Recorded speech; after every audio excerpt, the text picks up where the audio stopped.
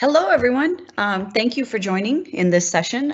We are headed into our second and final day of build. It's been an amazing and cool experience, and people can hear me. Yay. Okay, so that's good. I've not actually done one of these Teams Live things, so this is a fun adventure for everyone. Okay, so thank you for joining us. Thank you for being excited about Power Platform. I'm going to walk you through a little bit of a journey of what you can do with Power Platform all up. Hi, thank you. I am good. Okay, cool. All right, so of course, code of conduct. I think we've done a fine job of that throughout build. I want to walk you through a little bit about what we're going to do here today, and then we will actually go through and do the demo. So this is a demo of how to take an existing Power App that we either build or generate from some sort of a template, and we create a code component for it. So Power Apps are, of course, low-code tools, but sometimes we don't have everything we need within the app, so we want to build a low-code component ourselves in JavaScript. Well, we're going to use Typescript and pull that component into the Power App. Now, this is great for a variety of reasons, because a developer, such as a pro developer, someone who lives in Visual Studio, may make a bunch of custom components for their company, and that way all of the business analysts and the citizen devs can use those components without actually having to write all that code themselves. So it's really good for reusability of components that might be very, very common in your company, or things that are very, very specific for your job. So we are going to be looking at four main code factors here. One is the Power App CLI, which all of you have hopefully installed by now. If you haven't, please chime in so we know to give you some extra time. This is the command line interface for any sort of code work related to Power Apps. We've got, of course, Node.js, so this is going to be the JavaScript framework that we're all going to use. I'm going to use Visual Studio Code. I love VS Code. I think it's lightweight, it's easy to use. It's just my editor of choice. I lived in Visual Studio for 14 years before VS Code came along. I also have Visual Studio 2019. You'll see that on my desktop. And this code component, we're going to write it in TypeScript. So for those who don't know what TypeScript is, it's an open source language from Microsoft that is there to make JavaScript easier for object-oriented developers. So if you're someone who comes from a world of writing operating systems or writing Windows apps, then you're really used to an object-oriented language. So a language like JavaScript, which is script-based, it doesn't have all of the things we're used to, like classes, inheritance, and compilers and debuggers.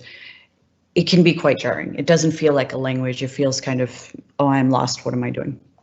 So TypeScript puts a wrapper around it, I feel like, and makes it a lot more familiar and a lot easier to use. So those are the actual code factors we're going to be using. To do this demo, you're going to need a school or work account. Because we are working in CDS, you're going to need some sort of an AAD account, so an Azure Active Directory. So if you haven't created this, go ahead and do that. If you are not interested in pulling this Power App into CDS, this Power App component into CDS, and you just want to learn to build it, you can do that with any sort of, Microsoft account, MSA that you want. Okay, so what are Power Apps? Power Apps, I don't even want to show you. I don't want to talk to you about it. I want to show you. So Power Apps are low-code apps that are used by companies to solve specific business problems. So I will just show you a bunch. We're going to just make an app, and that is probably the easiest part of this whole thing. So you can see that we start here in, I guess I should have started where we're supposed to start. We start in make.powerapps.com. That's the best place to start. And once you do that, you can see exactly what I did. You go to New, and once you click New, you can choose to create a blank app, or you can choose to create an app from a template. Right now, we're going to create an app from a template because it doesn't actually matter what the existing app is. What matters is the component we're going to build to pull into the existing app. So I'm just going to choose a phone layout app template here. And you can see that these are some of the more common ones that people like to do. And I'm sorry if this font is very small for people. I'll move it. So these are some of the apps that are quite common for everyone, and I'm sure some of these are very familiar to you. If you work in a company, if you're in an organization, I'm sure you have, to track budgets, you have assets to check out, you have surveys and that sort of thing. So for the purposes of this, let's just get a basic budget tracker. So if my PC freaks out, it's because I'm running an insider build, so you'll have to forgive me while I wrangle with that. Okay, so I've chosen this budget tracker, and this is what we're going to use now. I've selected the backend to be just a OneDrive, so all of the data will just get stashed there. I would stash it in CDS if I wanted to do this properly, but right now to set that up will take like 15 minutes to provision a thing, and I don't want to do that. So I will just, while this PowerApp is making, I will jump into the chat. Starting attendance is 34. Yay, 34 people joined me in the middle of the night to do this. Good. That is cool and exciting. All right, so where were we? Let's go back to this.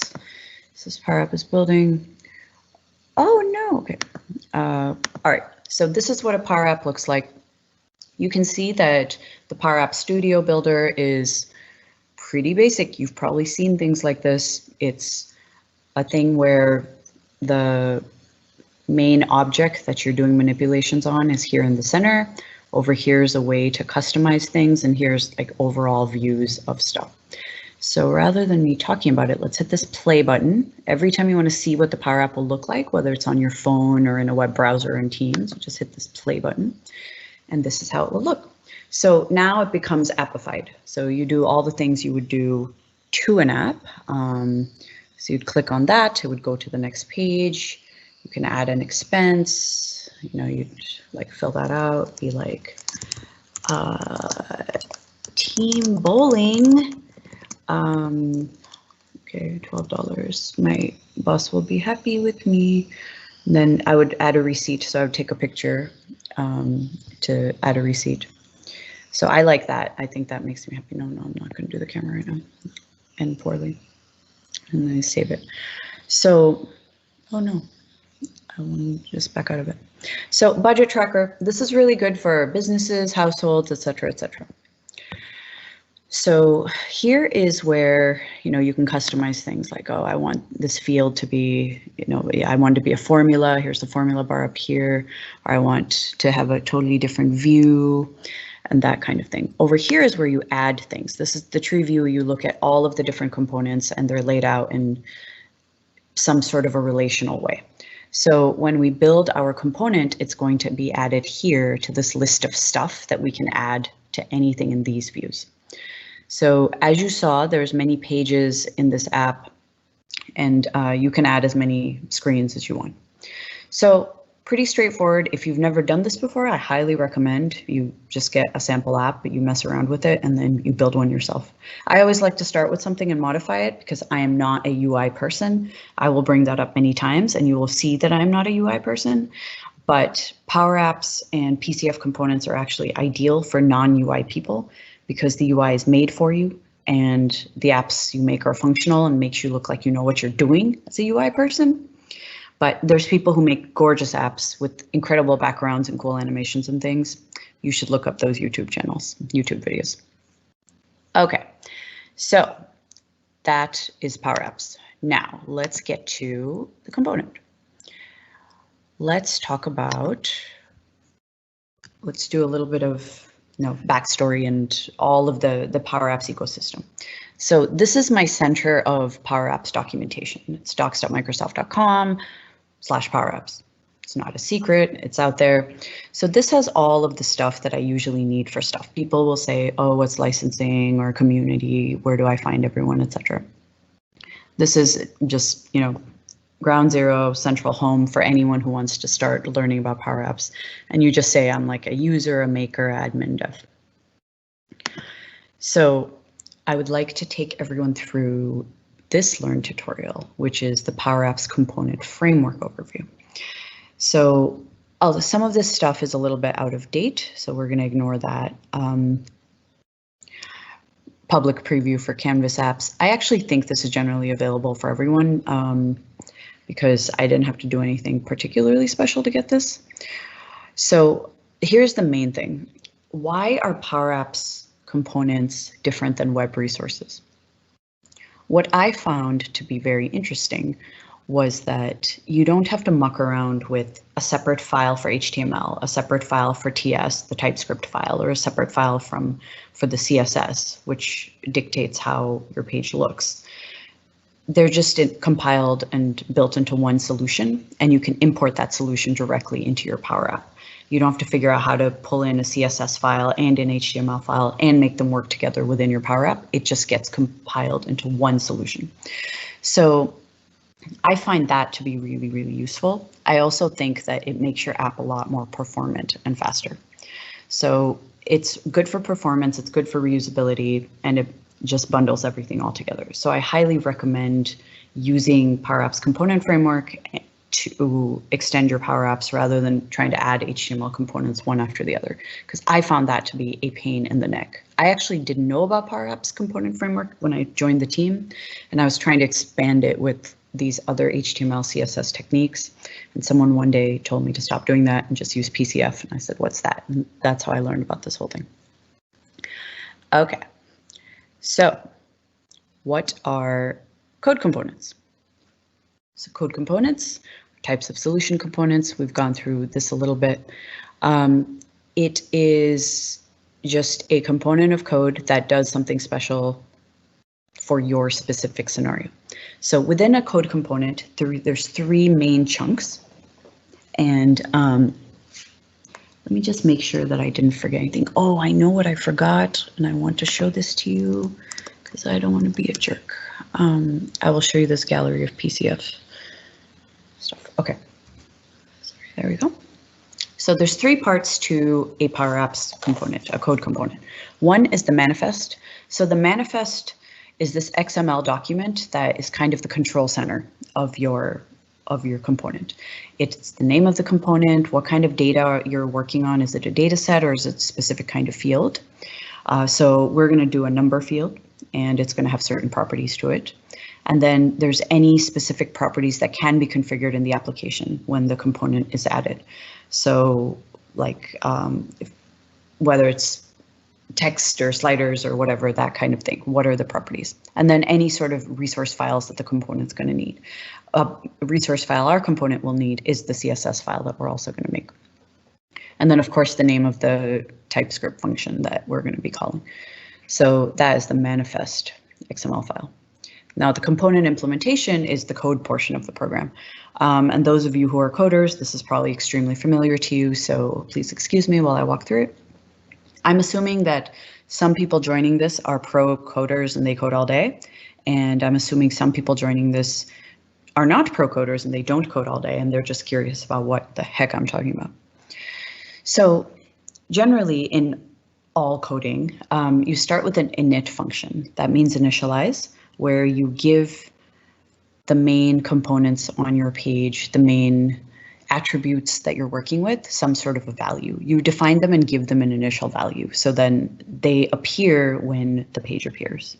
Now, I am no web dev, so being able to initialize properly and well is something that I have had to learn to do. But in web dev, speed is everything. So your initialize should happen as quickly as possible. So your app is actually performant rather than, laggy and slow.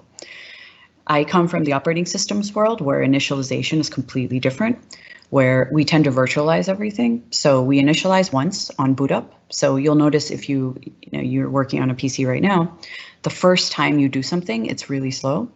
And every other time it's pretty fast. So opening a window, booting up your laptop, etc. So we tend to initialize once and then cache everything and virtualize everything. So if you're in a view where you're looking at lots and lots of files, most of that view is virtualized and cached after the initial time it opens. So web apps, from what I understand, do not work like that. You initialize every time you go to it. So Second thing is once you initialize, the next thing is to think about how do you update the view. So this is whether it's a user activity. So I move the slider, and what actions does that trigger? So user action triggers some sort of an action within your code. And then what does your code do, and what does that output look to the user? Get outputs, anything specific that you need to know before you close, and then destroy. So destroy is very important. And I want to take a moment to really appreciate the fact that when you're learning coding, it's important to learn garbage collection. So this is when you initialize variables and you declare a lot of variables and you allocate memory and do all these things on your computer. It's so important to clean up after yourself, because if you don't, you're going to have memory leaks. You're going to occupy a lot of memory. You're going to just develop a bunch of poor coding practices. So it is so important to do good, proper garbage collection. And that's why I appreciate that TypeScript actually talks about it. There are many programming languages that say the compiler will do garbage collection for you. I hate those, so I recommend everyone do their own garbage collection. Train yourself to have good behavior. It's like when you're in your parents' house, when you finish eating dinner, you take your plate and put it in the sink or the dishwasher or wash it. You don't just leave it on the table. Your mom will yell at you. Okay, so I should have showed everyone what we're making. I have it open here. We are making a slider. So not the tiny cheeseburger, like a slider like this, where you can put in these values. So you can change the value to be, what do I do? It's going to have a different kind. It's going to have like, it can be a whole number. It can be a currency. So currency is going to be important for that app we're making, which is a expense tracker. Or it can be a floating point, like a decimal, or here we go, or an actual decimal, like this. So, and then it'll have the slider value there. So we are, keep an eye on this thing, because you're going to see slider value a lot. And then keep an eye on this name, TS linear input component, because you're going to be seeing that a lot. Okay, so that's what we're doing. Let me go back to here. All right, so each of these methods actually deep dives in, and you can dig in and look at what each of the methods do and what are the inputs that it takes and what do each of these means. This is my favorite thing about the docs. You can really go deep and learn about what each of these means, why you'd use it, what are the recommended values, etc. You know, I highly recommend you do this rather than just, you know, hand waving and saying, oh, I don't know, IntelliSense will tell me. It's so important to understand why things are happening, what gets returned when, what retains value when it exits the function, and what keeps its value when it transfers, when it sends by address rather than value, and keeps its value in the calling function. This doesn't make any sense now, but it will. Update view has the exact same thing. A lot of examples and details on these. I highly recommend you look through all these. It's hard to do it while someone's lecturing at you. I find it better to just write things down on like an actual sheet of paper. That's how I do any coding project. So we are now going to look, before we start our component, we are going to admire other components. Let me just check in on the chat. Oh, there's lots of people in here now. Let's see. Is everyone good? No issues? No issues. Okay. Just holler at me, I guess, if you can. Then I am going to turn off my camera because it looks like such a scary creep talking to you. And I will show you what we're going to admire. So I highly recommend everyone look at this URL called Pcf Gallery. It was made by one of our community members, and he is so talented. You can see that he's made all of these components that people can use, and you can download all of them. And he's got like, what, 100 pages by Guido Preti. Guido, thank you for making these beautiful components so we don't have to. But you can see that he's got so many interesting components, like, you know, import a map and country picker and all of this. So when I first thought I was going to have to make my own PowerApps component, I'm like, oh my God, I have to learn UI. Then I found this gallery and I said, I am not going to make my own. I'm 100% going to use his. So I'm learning to make my own in case of emergency, but in general, I'm going to try to use his because they're really, really nice components. I really like this 3D viewer here. I want to use it in something and I have a plan for what. So write this URL down. It's going to be useful for you on your journey. Okay, let's do this. So hopefully you have done these steps here. Oh, yeah, so we showed you the URL for how to do this a few times. Let public chat, if you see the red dots, this is, oh, okay. Public chat, okay, is the two, oh, this is just moderators. Two text box up at the top, up here. No. Up here? No. Where? Where?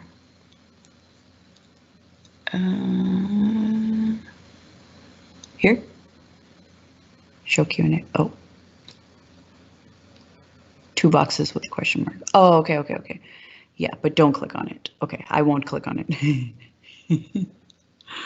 Okay, I found it. It's right here next to the hang up button.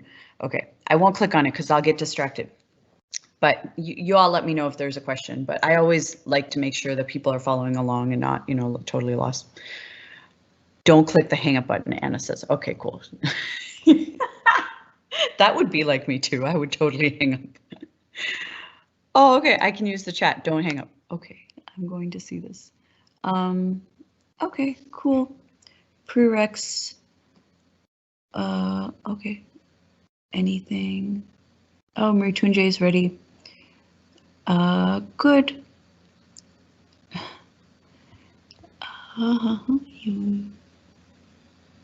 Wonderful. Pcf Gallery. Oh, cool. You're actually adding all these links in there.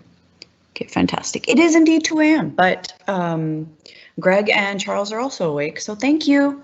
Thank you. The things we do for Build. Alrighty.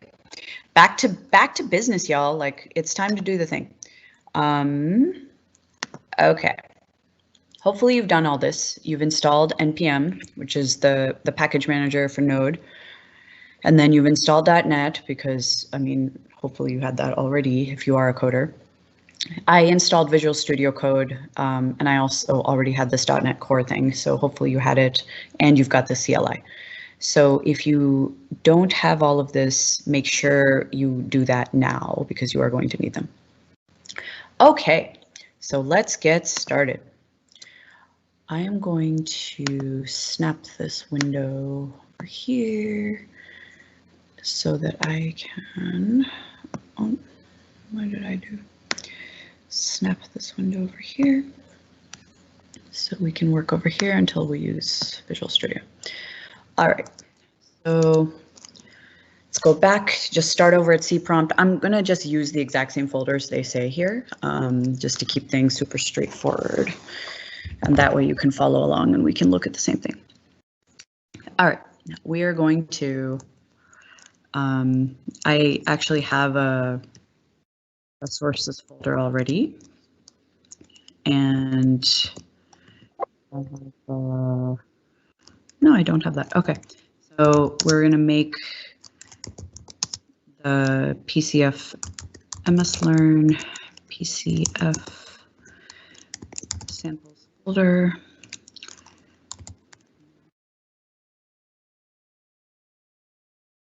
Let's go into it. Okay, cool.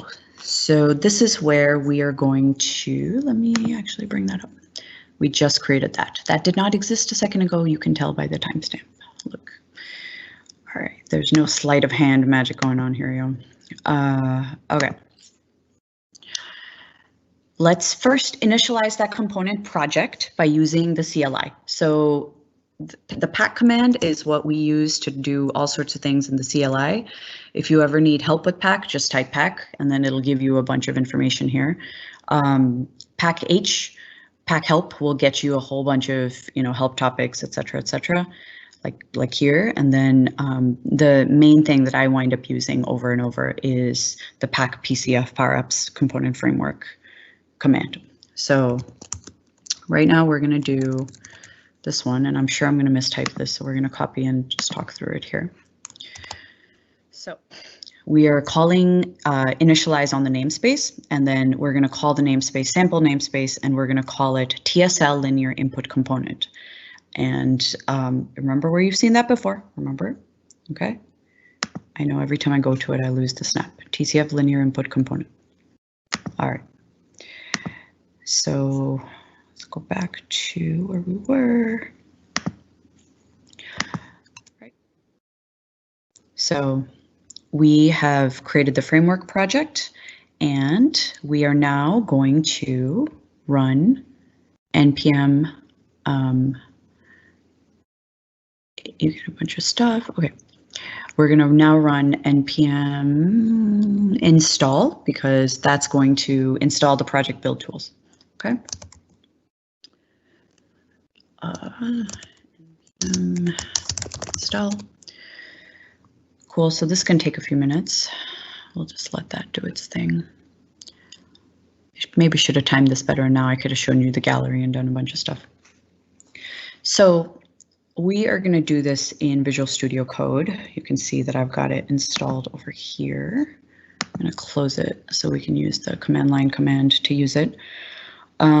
Huge fan of code. It's free, open source. They update things all the time. I think it gets more updates than anything else. So that's why I choose to use it. So over here, we're going to open up code. And that is where we live now. Let's scoot VS Code. Let's just snap it over here. And I want it full screen. Why did I do this? I want it full screen so I can see it. Okay, so now we've got Visual Studio. We're here. Let's update the manifest. So remember what the manifest was. It was the control center of our app. This one, what we're going to do here is give it more legit names. We want to change the value, the version. Right now, this version is set to, let me find this manifest. You drop down here.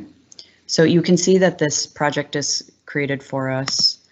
We've got this manifest file here. It's a little hard to see here. I'll close this. We've got the manifest file here.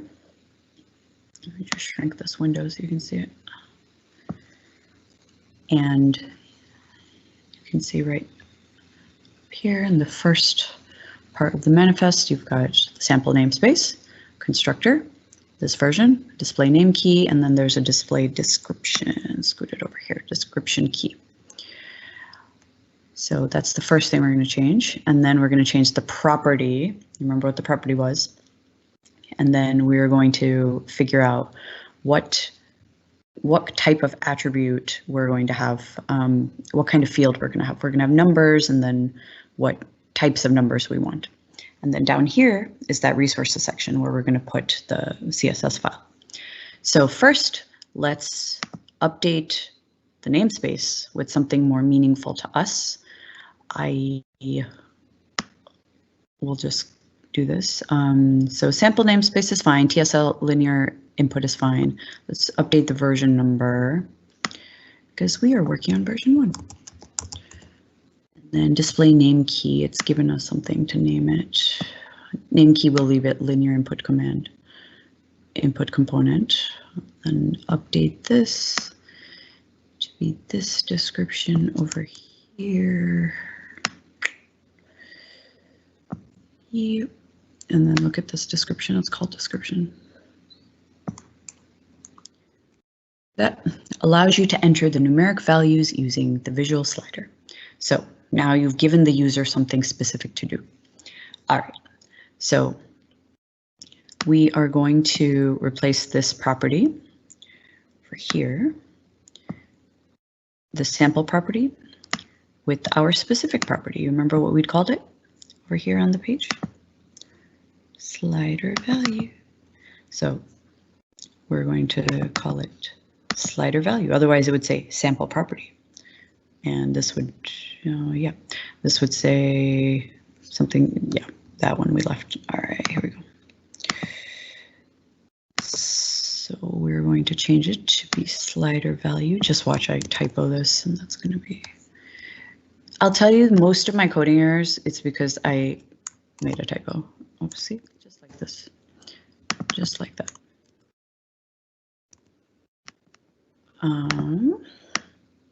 Sample property, look. I swear I do this for a living.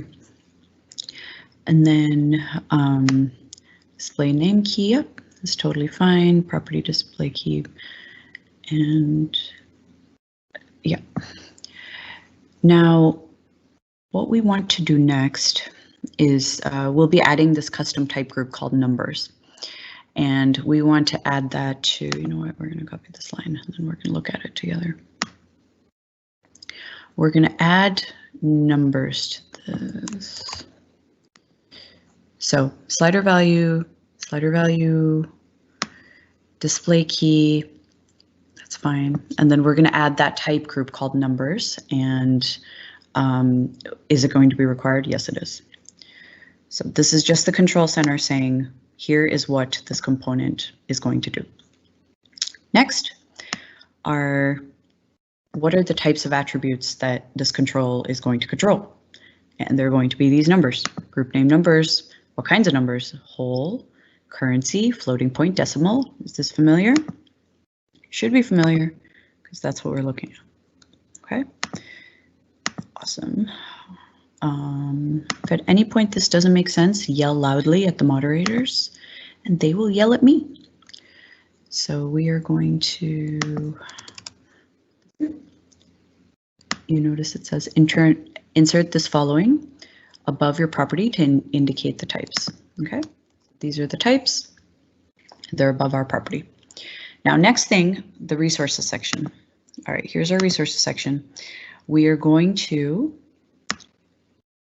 add this line. Now, here is the important part. We need to refer to a CSS file called tslinearinputcomponent.css that you'll create. So right now, you're going to say we want this. We're going to create the CSS file. We absolutely should not forget to create the CSS file. That is the quintessential Donna Sarkar fiasco. I'll say, all right, cool, I need to create a CSS file. And then I promptly forget to create the CSS file. So if I forget, it's your job to remind me that I forgot, okay? So save. Now, this is really important with code. We've gotten into this world where we're used to autosave on things, like OneNote, Word, everything just autosaves. VS Code does not do that. Okay, so make sure you save a lot. Maybe a week ago, I was running into compiler errors galore and I'm thinking, what am I doing wrong? Is my logic wrong? No, I just forgotten to save my updated values. So don't be like me, save. All right, so now your manifest should look similar to this, which it will, because, you know, we've been copying this code, but for good measure, in case I made any typos, we're just going to copy that and save, but it was exactly the same thing. So if you need to catch up, now's the time. Get to the step 5, copy this chunk of code, put it into your control manifest.input XML, and we will be caught up. Okay, now let's move on to the evil portion of the program. Yes, I called CSS evil because, well, it is. We are going to add styling to the code component. What is styling? This is why it looks like this. It's got this little box looking thing, and you know, not UI, I can't even, right? So we're going to use the default styling, and we're not going to try to get creative with it because every time I've messed with CSS, it's ended poorly. So remember what we said earlier? What do we need to do? What do we need to do? We need to add, what do we need to add? A CSS file, right? See, you almost forgot. You almost let me forget. I'm just talking to myself, so, you know, pretend you're amused. CSS folder, because that's what we're supposed to make, a CSS folder. And in the CSS folder, you make a file called, I'm going to copy this because I'm sure I'm going to mistype it.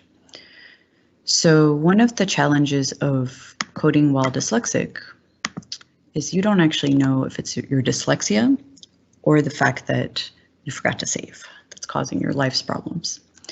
So I always have to make double and triple and quadruple sure.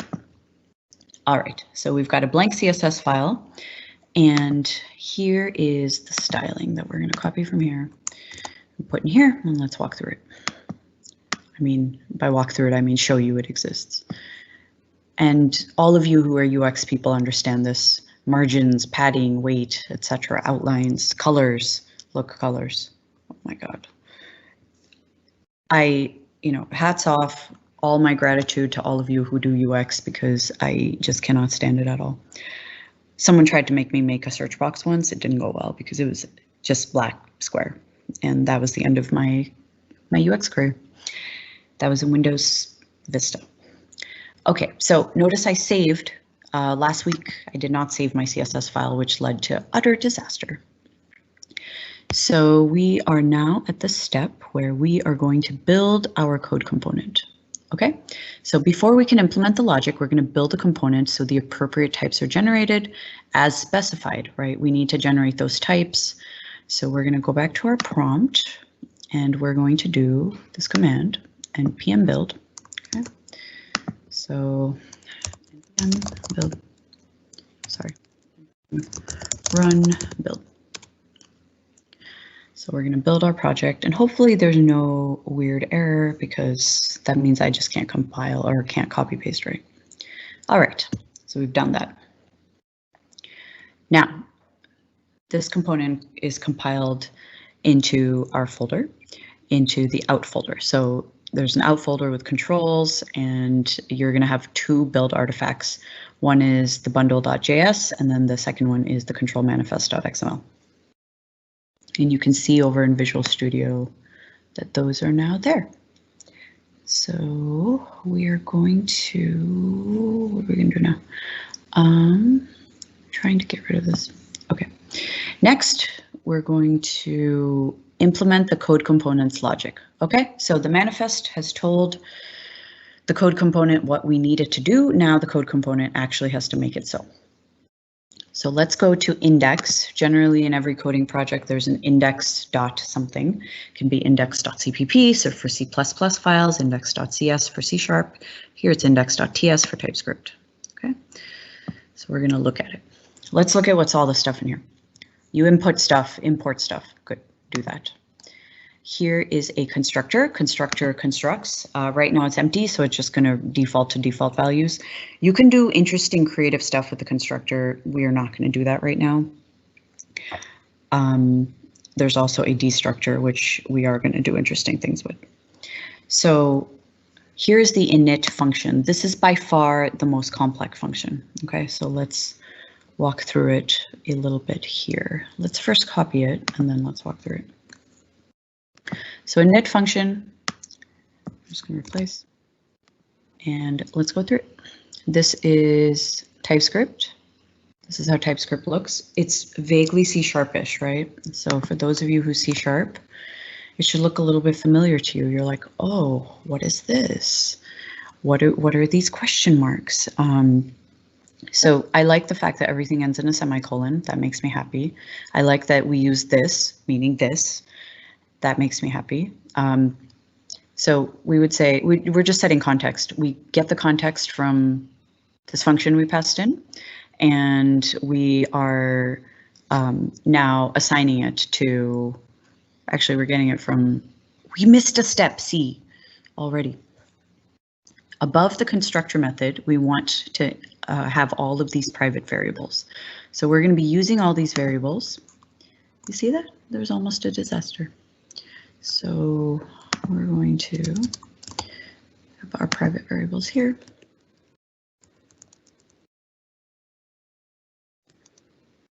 Here are all of our private variables. Remember label element, input element, container, and refresh data. So How we actually will use these will be throughout this entire series of functions. Okay, so these are variables that are only used on this page to pass values between each other.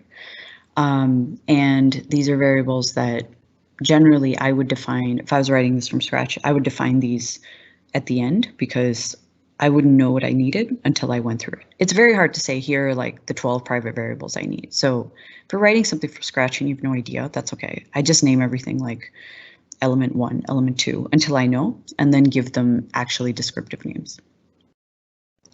So now that we have variables, let's go down to where we were. Let's get to the initialize function. And you remember everything the initialize function does. It initializes, it sets attributes, it adds an event listener. So the event listener is like, does a polling and says, did something happen? If it did, refresh the data. It sets attributes. There's a minimum of 1 and a set attribute of maximum of 1,000. So what I really like about VS Code is it will give you little hints on what each function is doing. So if you're typing, you're like, what does a comma do here? It'll give you a little hint as to what it's specifically doing, which I really, really appreciate about a new language, especially when you're mucking with a new language. So once you get through this, I wanted to show you this. I thought this was fascinating. If you don't know TypeScript, this may look super weird. Like, what is that question mark? What is going on? It's a condition, like if then, right? Isn't that interesting? Like, so if this is true, then that, otherwise the other thing. So I found that to be fascinating, how TypeScript works with ifs and thens. It's really quick, it's easy. I really, really like that. It's so different than C++ where you write it out in a whole sentence. So once you do all of this, you've initialized your function. You've said, all right, slider, you exist. You're on the page as a slider. Good job. And it pulls values from the XML on what you're passing it, whether it was the number type or the labels or whatever. Okay. Next thing you're going to do is we are actually going to add the refresh data function. So we are going to refresh data because we're doing it, right? Whenever we mess with the slider, refresh data. So we need to add code to do that. And what is that code, you ask? That code is here. So let's grab this. All right. So did I mess this up? I did not. Okay. All right. Refresh data. So what this does is say, did data refresh? Yes. This input value changed. Yeah. And if so, then notify that the output changed. Good. So it updates the value of this internal variable that we're storing and updates this label that says, yep, something has changed. Okay, so this is one of our mandatory functions. Let me see where we initialized. Sorry, this is just for me. I'm just looking quickly. Notify output changed is here. Yep. Where's that callback? Yep. You assign notify outlook changed here, and then here you refer to it again. You do a call to it. Okay, cool. Got it. Next, you've refreshed your data. Then let's go to the update view method. Update view. We're going to replace it. This update view. And this is when any value in, so this is when a field value or data set of global values, these all change. And once the change happens, we have to update the view. So this is where this code, once we do a user input change, like this, we have to update the view to reflect that change. And that is what this piece of code is doing. Now, remember what does that ball mean? What does that ball mean? It means you didn't save. See? Okay, last thing, we get outputs with the following method. So let's get outputs with the following method. And what does this function do? This is what happens before we get any new data. We're like, hey, are you ready to receive new data? Yes or no? Yes, we are. Then we are like, all right, cool. We are ready to change the view and do other things with it. So you assign the value of this to the slider. So whatever it is inside this specific, I'm waving my hand at the screen as if you can see me. Whatever's true inside this series of methods, we now assign to the slider value. And the slider value is the thing you've seen many times. That's what we will see in the app. So once you've done this, oh, destroy. We like to destroy things. This is garbage collection. Garbage collection is important for life. You remove the event listener. And yeah, you say garbage collection. Okay. This is where you called, when the controls to be removed from the tree, you just say, call the cleanup, cancel all pending calls, remove listeners, etc. So if anything's in progress, like kill it. Done. It does not exist. Okay, now let me check in on people. 30 minutes remaining. Okay, shoot. Look at this. I've been yapping. Let's check on the chat. Follow the module steps. Thanks, Don. Took a long time. Yep. I want to revisit garbage collection. Here's the one Donna mentioned. Yes, look at that. Yes, look at mixed reality. Yep. Yeah, it's kind of PowerShell-y, but without the PowerShell part. Yeah, because there's no dollar signs, because I hate that.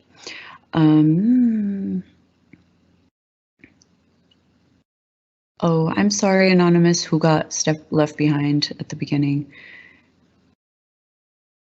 You okay? Okay, cool. All right, so nothing too disastrous. Good. No disasters. Alrighty, let's get back to what we're doing. I want to actually show you how to pull it into the freaking Power App. I don't want to just be stuck on this code all day. Okay. So we're here. To make sure that we're not sitting here watching me debug my typos that I mysteriously have copied. You copy this code. What do? We save. Once we save, we go down here, and then we're going to rebuild and run this component. Okay. So npm run build, remember how we built it before. Npm run build. Now I'm rushing us through it because we have a bunch of work to do. We have to bundle in this component. I have to show you MS build. There's a whole bunch of things to do. And then we're now going to run it in the test harness so you can see it work. Okay, see this command, npm start. We're going to do that now. So npm start, and it's going to do this in the test harness. And there you go. And there you go. Come on. Come on. What'd you do? Oh, is it because I have that? All right, fine, here. And there you go. Okay, so let me close this. So to get out of this, Control C, okay, and batch script. There you go. Let's try it one more time. npm start.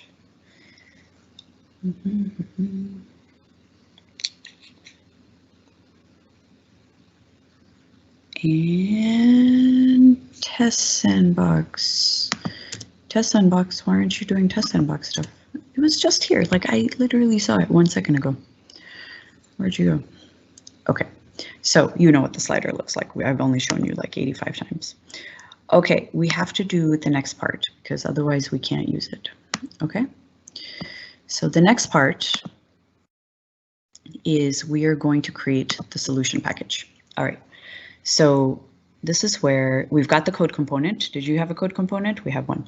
We're going to create this CLI file here. All right, so let's just follow these instructions. Let's go back to where we were.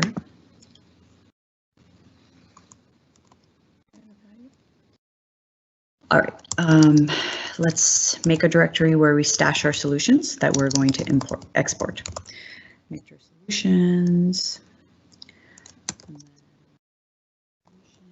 Good.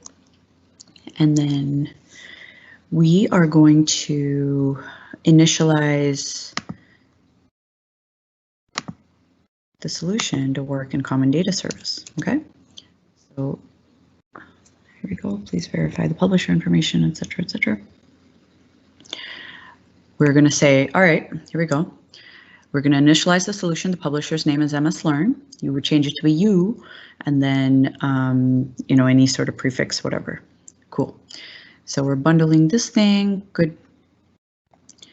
And then we want to inform the solution project. Here are all of the components that we want to add to the solution. So let's copy this, and then we're going to refer to it. Don't copy that. It's going to be the path to the previous. So what is the path? C source MSLearn samples. Yep. That is the path. We're using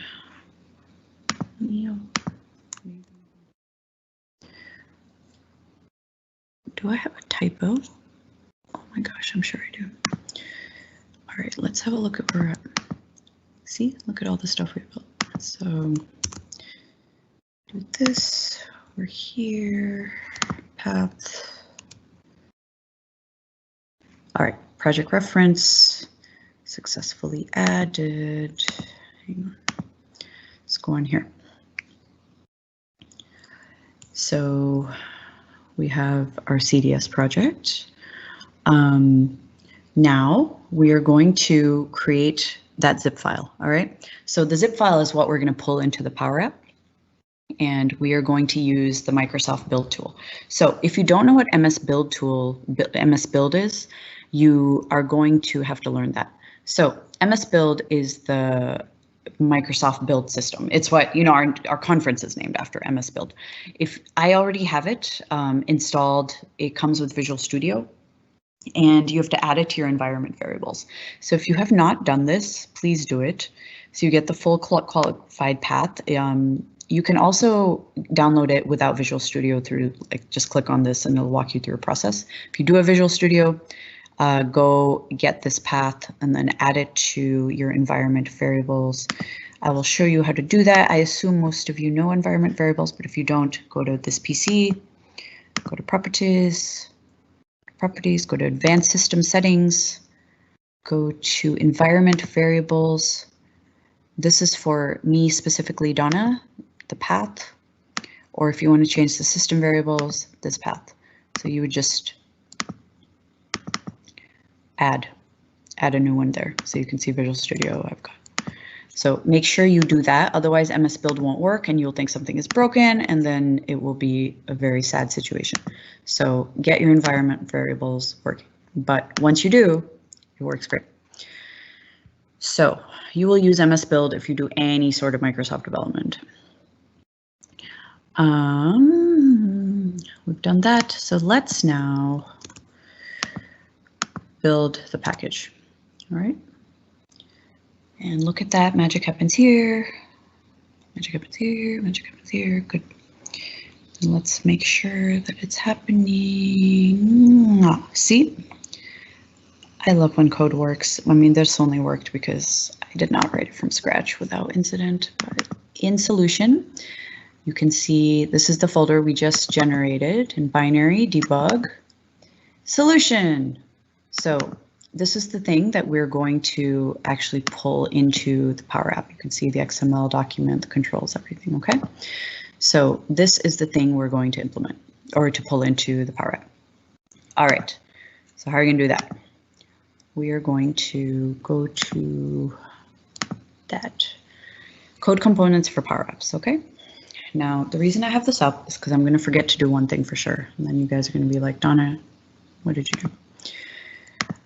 Now, Greg was kind enough to let me borrow his environment because my environment expired as usual. And my Microsoft environment is totally full of random beta things. So we're using Greg's environment. I'm not randomly hacking it. So this was the code component we had. Now, before we can go use it, we have a little bit of work to do. We have to go into the Power Platform Admin Center. And the way we do that is, okay, so imagine we're starting at make.powerapps.com from scratch. Okay, we're back here at home. We actually should have done this before we built the component. Go into this cog. This is your center of gravity of controlling the universe. Admin Center. Admin Center, Admin Center, Admin Center. Okay. Environments. We're looking at build 2020. And in build 2020, we are going to click on settings, that cog. I know it's a lot of weird clicks, but it's worth it. And once you do this, you click on, see, this is why I had the docs up because I forget where it is every time. Okay, where it is, where is it? Settings, products tab, features. Okay, products tab, features, products, features, okay? And then you turn this on. So if it's not on, turn it on, because this is how you say PowerApps components are allowed in our Canvas apps. In the admin, as the admin of this company, I allow external components to exist. So this is what happens when you have a pro dev or someone who knows coding. You can do this. I also recommend you turn on AI Builder because it's awesome. Okay, so once you've sorted out Admin Center, you now go back to that app we had. Now we have some work to do in this app as well. So before we can say, all right, cool, now how do we import that solution thing? You have to actually set this up to be solution capable. So you go here to settings. We've learned settings are very important in PowerApps. Go to settings, not just settings, advanced settings, because basic settings are boring. Advanced settings. Now I'm going to show you some things to turn on, and no matter where you are in the process, I want you to stop and pay attention for 1 second, okay? This is very, very important. Advanced settings. This is where the good stuff is, okay? You know how we're like, this is in preview, public preview, all this. This is what they mean, public preview. I recommend you try these. Don't try them all at once, but I recommend you try these out. You're like, what do these mean? Go try them out and see. What? CDS has new file and image data types? So you find out all the new stuff. This is like the best release notes ever, is when you look in here. So what we're going to do is enable, guess what? Components. Enable components. We're going to turn that on. Hey. And we're going to leave it there. I want you to also do one thing and just do this for me. Go down to experimental features. Experimental is like, these are real wild. It's like insider features. So if you're an insider, you want to turn these on. Guess what I'm going to make you turn on? It shouldn't be a big surprise to anybody in this room. Mixed reality features. We're not going to use them, but I want you to turn it on anyway, and I want you to use some of the models. You'll see what I'm talking about in a second. Okay, so once you do this, go back, and you can now insert the component because you've given your app permissions. Over here, you see this? See, do you know why I made you turn on mixed reality? So you can get that. So you can get that, and imagine all the cool stuff you can do. You can view this in MR, you can measure in MR, so many things. And I will not pivot wildly to a mixed reality demo, despite me wanting to really badly, but I won't. Look, we just made a component. Custom, what are we gonna do? Import the component we just made, right? A code component, which is what we made, okay? And there it is, right? Oh wait, did I bring this into solutions? No, I didn't. I missed a whole step. So in the admin center, sorry guys, this is me being not helpful. So go back to PowerApps homepage and then you say import. You need to import the solution into the PowerApps world here, into the admin center. Say choose file, and guess where we're going to go? We're going to go to this PC. Yes, I'm on Edge Beta. Source, PCF samples, solution, binary, debug, solution. All right, we're going to pull this in. Yes, I want changes. Yeah, I know I want. I hate this dialog jet, by the way. It's so like 2007, but it's fine. All right. Ooh. There you go. See? They showed up. Got stuff. Okay. Now, notice it's not showing up here. I know it confused me too. Just step away for a second. Go to apps. Go back. There it is. See my mistype thing. So having a typo actually helped because now you know there's no like sleight of hand magic here. That is my badly written thing. Okay. So where were we? Budget tracker app. We are here. We want to import component. It has to be in our solution view over there. Code and refresh.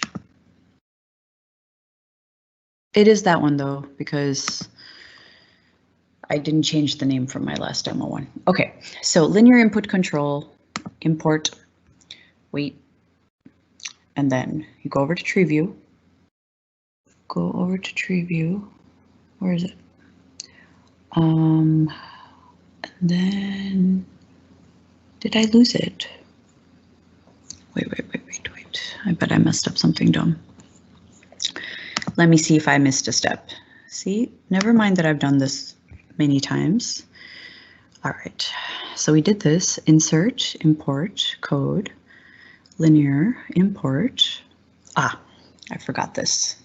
I know Greg is sitting over there like, Donna, you forgot the plus sign. I'm like, I know, okay. Click here. See, it's a lot of clicks to find the thing. Code components. And there it is. And if it looked nice, it would be there. There it is. There's your slider. You see it? Hopefully you see it because we made it. There it is. See? You want to see in that? See, isn't that godforsakenly ugly? But we did it, right? We did it. We made a slider, we imported it, and voila, you're all pro devs now. I know, see, look at Charles. He's like, plus sign, plus sign. I'm like, I know. I didn't even look. I knew I've messed up. You know what I did? I went to the documentation. Now, kids, let me tell you, you saw how many times I had to refer to the documentation. I do this for a living and had to keep going to the documentation whenever I screw anything up. And I found a bunch of typos in the documentation going through this process, which I'm going to fix. Like, this is no longer an experimental feature, so it's got to get out of that. So I have to update the doc to say preview features and not experimental. All right, so how is it? Oh yeah, so if you don't add MS build to the path, you're going to run into issues. So look at the instructions on that page I had, or just look up how to add MS build. It'll give you that environment variable. Any other questions? I think we're like, of course, way over because it's me and we'll yap forever.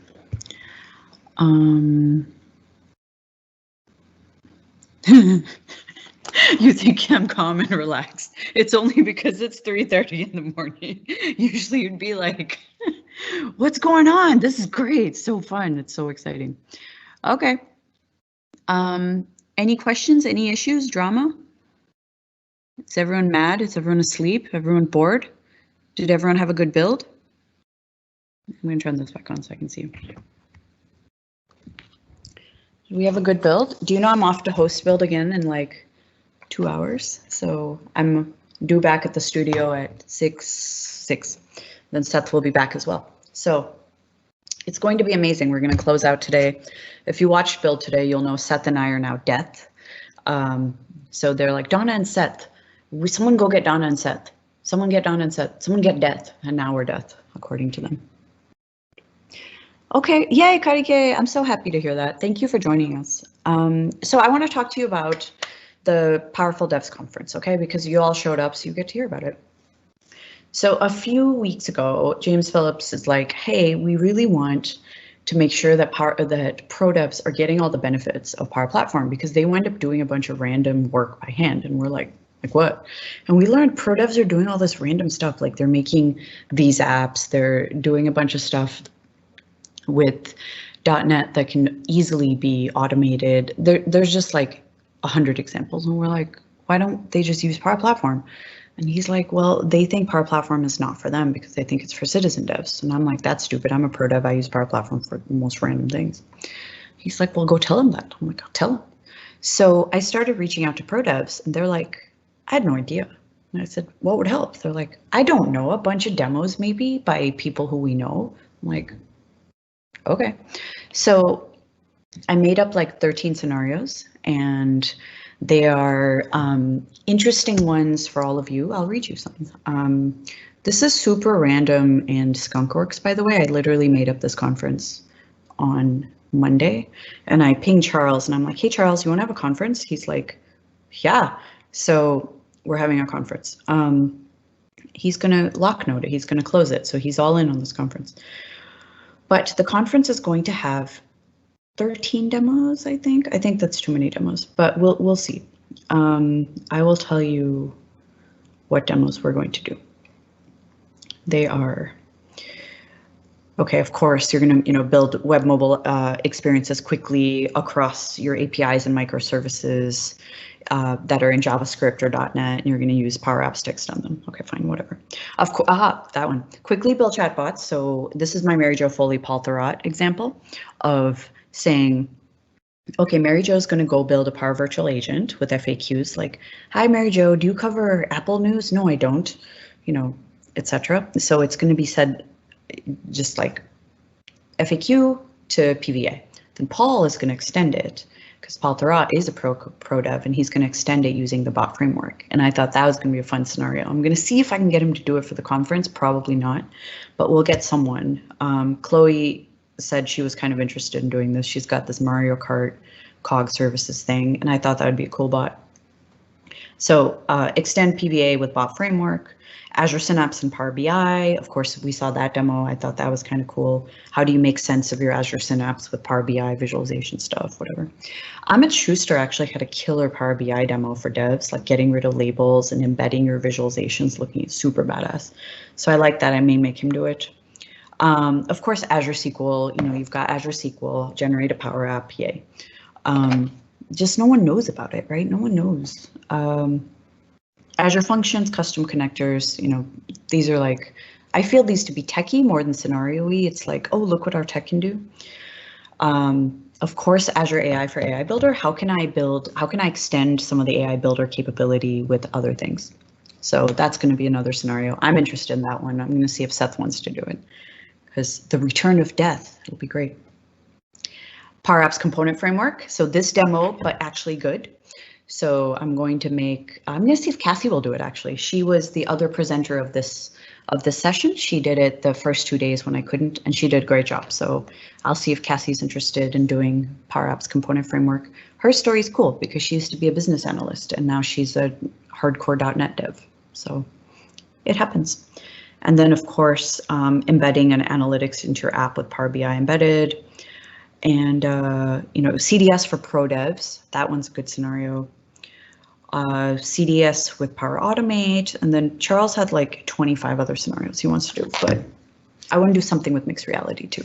And that one, I'm gonna make someone else do it, because if I do it, it's gonna get real Windows Dev Kit, MRTK, like really fast, and it'll not be very friendly toward people. So Powerful Devs Conference is coming up. It is to bring together pro devs and citizen devs so that they realize we're all more similar than we think, and to showcase how interesting it is for people who, may not even know about Power Platform to realize how much time it saves. So that's going to be in July at some point. We need to recover from build, survive build, and then we'll get started on it. So that's all for me. Is there any housekeeping stuff I need to do? Admins and such? 3, 2, 1, overtime. See, I knew I'd be overtime. Okay. All right, audience, build audience. Thank you so much. If you plan to stay up, I will see you in like 3 hours when we close out build. Can't believe it's been 48 hours. Follow the sun, all-nighters. Thank you. Thank you. Good night. Talk soon.